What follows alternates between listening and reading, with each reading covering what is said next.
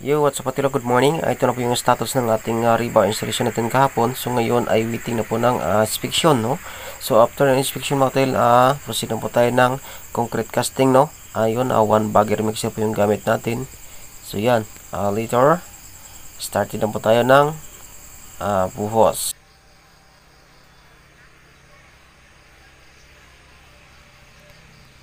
Three hours later. So yun mga katil, no? Nakapag-buhos na po tayo, nakapag-start na po tayo ng buhos ng Didman pedestal, no? So 1 bagger mixer yung gamit natin.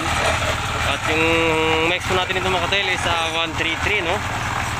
Isang sakong simento, tatlong sakong na buhangin at gravel, no?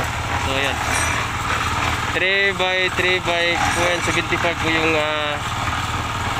sukat po sa ating bubuhusan. So yan,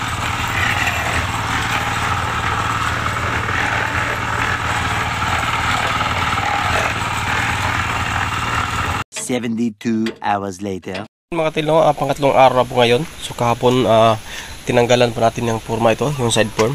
So yan na po yung kalalabasan niya mga katil, no? Ito po yung unang binuhusan natin. Ito yung Didman 3, no?